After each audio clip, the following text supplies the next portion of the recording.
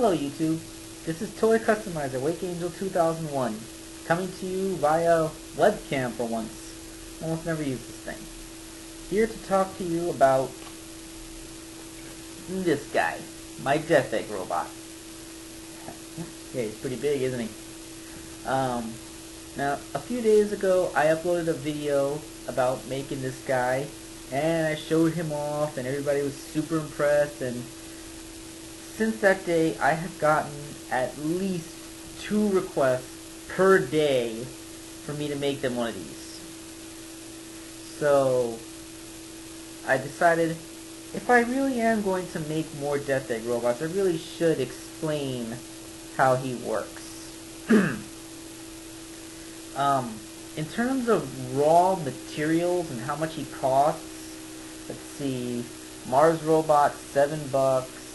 This big ball costs $1. The Pokeballs, I still have like more than 20 of them left, so maybe I can charge a couple bucks for each of them, because, you know, they are an irreplaceable part, but I just so happen to have the commodity. And anyway, they can... Actually, rare parts like the Pokeball and the Bionicle tube I used, I could probably find substitutes. So, let's not even factor in the Pokeball thing. I could probably use a hollowed out Christmas tree ornament to make the head, and find an alternate way to make the cockpit.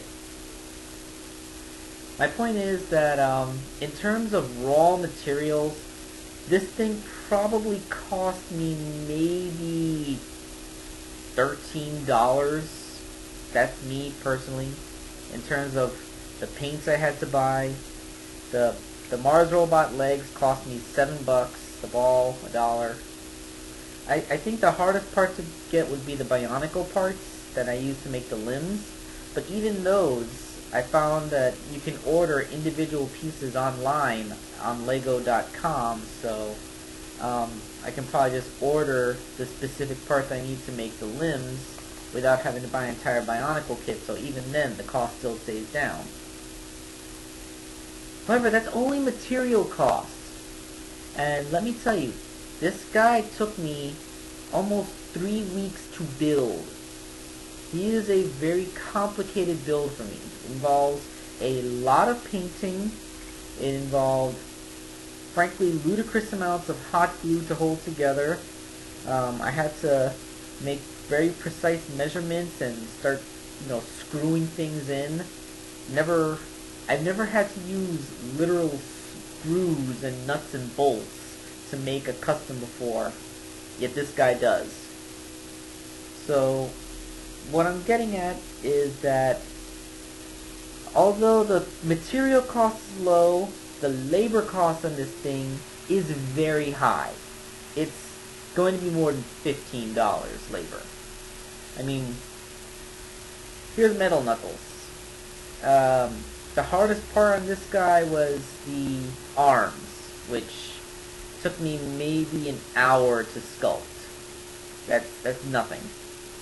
This is very little effort, very little personal effort for me, because I'm good at this kind of thing. But this thing, this huge scratch-built toy that I made,